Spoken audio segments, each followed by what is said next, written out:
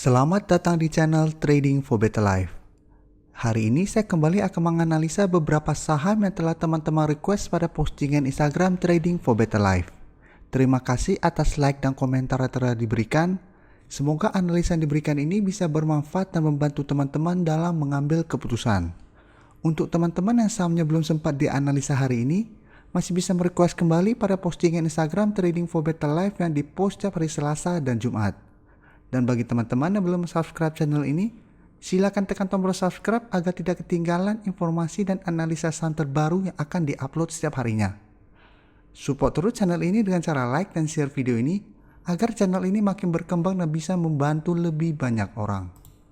Saham pertama akan saya analisa hari ini adalah saham HMSP. Saham HMSP pada perdagangan hari Jumat kemarin ditutup turun 1% lebih ke harga 1460. Bisa kita lihat di grafik, secara tren saat ini HMSP sudah mulai bergerak downtrend kembali dan telah turun di bawah garis EMA 50 dan 150. Dan hari Jumat kemarin, HMSP telah turun di bawah support di harga 1480. Sedangkan untuk garis EMA 50 saat ini berada di sekitar harga 1530. Jadi trennya sudah mulai downtrend kembali karena mulai berada di bawah garis EMA 50 dan 150. Untuk support kuatnya bisa kita lihat masih berada di harga 1400. Teman-teman bisa lihat sebelumnya HMSP juga sempat bergerak sangat downtrend tapi selalu bertahan di atas harga 1400. Jadi harga 1400 merupakan support yang sangat kuat untuk saham HMSP. Jadi saat ini HMSP mulai turun kembali menuju daerah support kuat ini. Untuk garis MACD bisa kita lihat saat ini juga masih mengarah ke bawah. Saat ini saham HMSP atau saham-saham rokoknya memang masih belum mendapat sentimen positif, sehingga trennya masih akan terus bergerak turun. Sekarang kita akan coba lihat dulu apa yang dilakukan bandar dan asing pada penurunan hari Jumat kemarin. Dari data broker summary bisa kita lihat bandar masih melakukan distribusi dengan jumlah besar pada penurunan ini. Dan asing 2 hari terakhir ini juga terlihat masih melakukan distribusi. Jadi dari data yang kita dapat, HMSP masih berpeluang untuk melanjutkan penurunan minggu depan. Dan ini bisa kita manfaatkan untuk tunggu di daerah support kuatnya. Karena kita sudah lihat cara history HMSP selalu bertahan di atas harga 1400, kita bisa tunggu di sekitar harga 1400 dan spekulatif buy.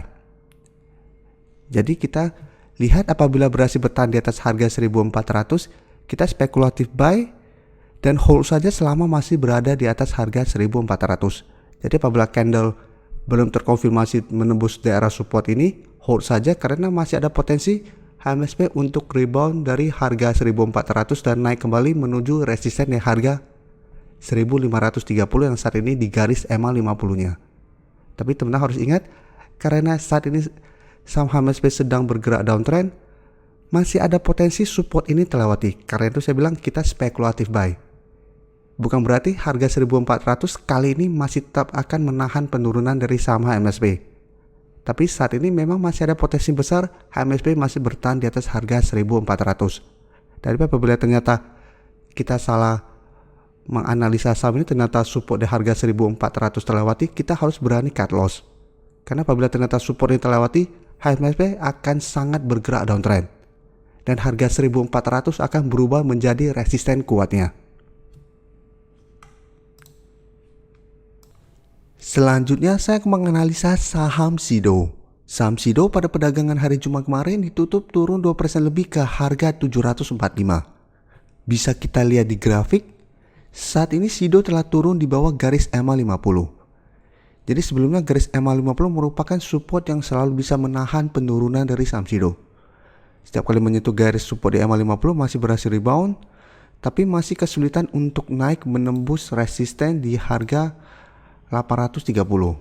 Dan saat ini setelah turun menembus garis EMA 50, maka garis EMA 50 telah berubah menjadi resistennya.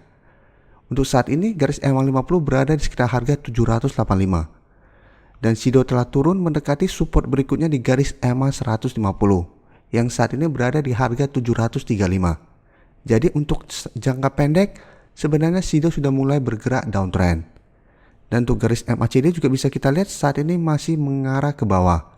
Sekarang kita akan coba lihat dulu apa yang dilakukan bandar dan asing pada penurunan ini. Dari data broker summary bisa kita lihat bandar masih terus melakukan distribusi pada penurunan ini. Dan asing juga terlihat dalam 3 minggu terakhir ini terus melakukan distribusi. Jadi dari data yang kita dapat, minggu depan Sido masih berpeluang untuk turun mengetes support di EMA 50. Untuk teman-teman yang ingin entry bisa tunggu di sekitar harga 735 atau di harga 700. Karena memang saat ini sedang downtrend, kita jangan pernah paksain untuk membeli di harga atas. Bisa saja apabila kita beli di sekitar harga 750 atau malah 780, Sido masih terus bergerak turun. Jadi kita paling amannya adalah tunggu Sido berhasil rebound dari daerah support di EMA 150 baru kita entry, atau tunggu di sekitar harga 700 yang merupakan support berikutnya. Karena saat ini Sido sudah mulai bergerak downtrend. Saat terlihat rebound dari garis EMA 150 pun bukan berarti Sido akan mulai reversal trend dan akan terus bergerak naik. Karena selama masih berhasil rebound tetapi masih gagal break dari garis EMA 50, Sido masih akan bergerak sideways cenderung downtrend. Jadi saat ini walaupun kita mau membeli saham Sido, sebaiknya hanya trading jangka pendek. Apabila teman-teman mau hold pun, selama masih bertahan di atas garis EMA 150, saham ini bisa di hold. Tapi apabila ternyata gagal bertahan di atas garis EMA 150, sebaiknya cut loss. Berikutnya saya akan menganalisa saham XL. Saham XL pada perdagangan hari Jumat kemarin ditutup turun 3% lebih ke harga 2.600. Bisa kita lihat di grafik, saat ini saham XL masih bergerak sideways. Tapi dalam 1 minggu terakhir ini terus bergerak turun. Jadi candle yang terbentuk semua candle merah. Dan saat ini XL berada tepat di support di harga 2.600 dan di bawahnya masih ada satu support di garis EMA 50 di harga 2.570 dan di bawahnya lagi ada garis EMA 150 di harga 2.500. Jadi ada 3 support yang bisa menahan penurunan dari saham XL. Ini saham-saham yang selalu saya suka amati karena ada peluang besar untuk rebound. Dan dalam 1 minggu terakhir ini penurunan XL sudah lumayan dalam. Jadi apabila berhasil rebound kita bisa entry, take profit apabila terlihat masih gagal break dari resisten di harga 2.800. Jadi sebelumnya XL berusaha naik menembus harga 2.900 dan 3.000 masih gagal setelah itu mulai bergerak turun.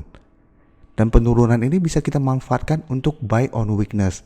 Karena secara tren XL masih bagus karena masih berada di atas garis EMA 50 dan 150. Untuk garis MACD bisa kita lihat saat ini masih mengarah ke bawah. Sekarang kita akan coba lihat dulu apa yang dilakukan bandar dan asing pada penurunan ini. Dari data broker summary bisa kita lihat bandar masih melakukan distribusi pada penurunan hampir 4% ini.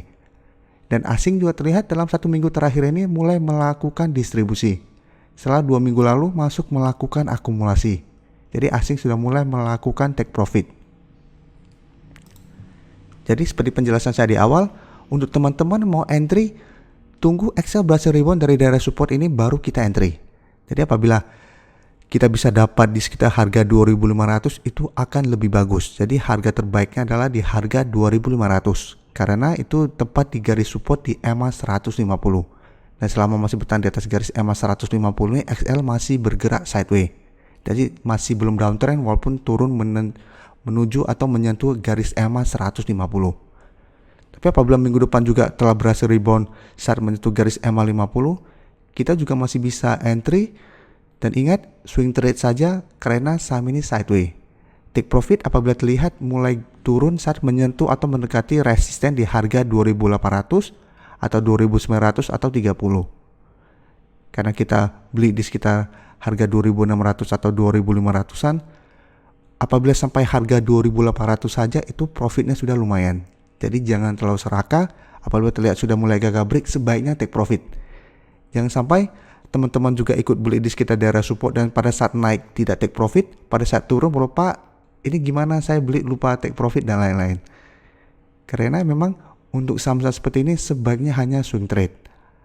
Apalagi pada saat nanti rebound tidak terlihat adanya akumulasi. Jadi apabila nanti minggu depan ternyata beneran rebound dari garis support di EMA 50 atau 150, tetapi tidak ada akumulasi malah distribusi, kita tetap bisa entry tetapi harus lebih disiplin. Berarti kemungkinan kedepannya untuk naik sementara doang dan mulai turun juga masih besar. Saham terakhir akan saya analisa hari ini adalah saham TOWR. Saham TOWR pada perdagangan hari Jumat kemarin ditutup turun 1% lebih ke harga 935. Bisa kita lihat di grafik, saat ini TOWR masih bergerak sangat downtrend. Jadi sebelumnya TOWR telah turun menembus support kuat di harga 980, setelah itu masih terus turun dan saat ini telah turun menembus support di harga 950. Untuk support berikutnya saat ini berada di harga 900. Dan jika kita lihat berita ini, TOWR realisasikan buyback hingga 1 triliun. Jadi jika kita baca beritanya, sampai saat ini TOWR telah buyback 2,5% dari saham yang beredar. Dan rencananya sampai November 2021 akan membeli sebanyaknya 5%. Jadi pemilik dari TOWR berencana untuk buyback sahamnya. Karena memang saat ini harga saham TOWR terus bergerak turun.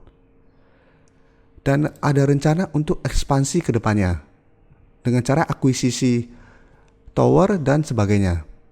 Jadi memang untuk saat ini TOWR secara tren masih turun karena memang masih belum ada sentimen positif yang bisa mengangkat saham ini. Tapi menurut saya pribadi untuk kedepannya saham ini masih sangat bagus. Kan tetap karena ada rencana dari 5G. Karena 5G saat ini masih belum terlaksana, TOWR pasti belum ada sentimen positifnya. Pada saat nanti sinyal 5G sudah mulai akan berjalan, maka akan ada menara-menara baru untuk 5G-nya. Ini akan menjadi sentimen positif untuk TOWR. Apabila teman-teman tanya kenapa saham TBIG tidak turun, saham TBIG menurut saya nggak turun karena memang faktor politis. Karena memang kemarin pada saat Bapak Sandiaga Uno berhasil naik menjadi menteri, itu menjadi katalis atau sentimen positif yang mengangkat saham TBIG. Tapi secara umum kedua sahamnya juga menurut saya belum banyak sentimen positif saat ini. Sehingga pergerakannya juga masih bergerak sideways cenderung downtrend. Dan jika kita lihat untuk saat ini garis MACD juga masih mengarah ke bawah. Sekarang kita akan coba lihat dulu apa yang dilakukan bandar dan asing pada penurunan ini. Teman-teman bisa lihat untuk netnya bandar masih masuk melakukan akumulasi. Jadi walaupun saham TOWR masih terus turun, bandar masih masuk. Dan ini yang selalu teman-teman tanyakan, kenapa saham TOWR terus turun tapi asing terus masuk? Asing saat ini memang bukan bandarnya. Jadi walaupun asing terus masuk, bukan berarti harga akan dibuat naik. Karena memang bandarnya untuk saham TOWR masih bandar lokal. Tapi asing masuk karena memang mereka menganggap ini saham potensial. Karena memang prospek kedepannya masih oke. Dan untuk logika buyback, apabila kita punya duit untuk buyback pun, kita pasti akan berharap sahamnya turun baru kita beli. Atau kita membeli sebuah saham di harga murah untuk buybacknya, bukan di saham atau di harga mahal untuk buybacknya. Jadi untuk saham TOWR pun, karena rencananya sampai November 2021, bukan berarti saat ini mereka akan langsung buyback untuk keseluruhannya. Jadi mereka akan cicil dulu, beli pelan-pelan. Pada saat harga mulai turun, mereka beli, mulai turun, mereka akan beli. Bukan berarti harga saham mereka naik, mereka beli. Tapi mereka pasti akan berharap harganya lebih murah, baru mereka beli supaya average harga mereka juga murah. Jadi untuk saat ini, karena TOWR telah berada di bawah harga 950, peluang untuk turun mendekati harga 900 masih sangat besar. Jadi apabila teman-teman pingin average down, apabila teman-teman sudah mempunyai saham di harga atas atau baru mau beli saham ini, sebaiknya tunggu di sekitar harga 900 sampai 920. Apabila di saat angka ini terlihat rebound atau terbentuk candle hijau, teman-teman bisa beli. Tapi ingat, ini saham sedang downtrend. Jangan membeli dengan porsi yang sangat besar, karena peluang untuk rebound dan naik di atas garis EMA 50 dan 150 masih kecil apabila belum ada sentimen positifnya. Tapi apabila teman-teman tujuannya memang investasi pada saham ini, beli saja terus di sekitar daerah supportnya. Pada saat TOR berhasil rebound, kita beli, simpan saja karena memang potensi untuk sampai akhir tahun menurut saya masih oke. Karena masih ada peluang untuk balik kembali di atas harga 1000. Tapi memang untuk jangka pendek, pergerakan TOR masih akan bergerak downtrend cenderung sideways. Jadi apabila turun downtrend menuju harga 900, berhasil rebound masih akan sideways saya lihat. Bukan berarti langsung rebound langsung naik cepat menembus harga 1000. Tapi masih akan pelan-pelan bergerak sideways, pelan-pelan naik, baru pelan-pelan naik di atas harga 1000.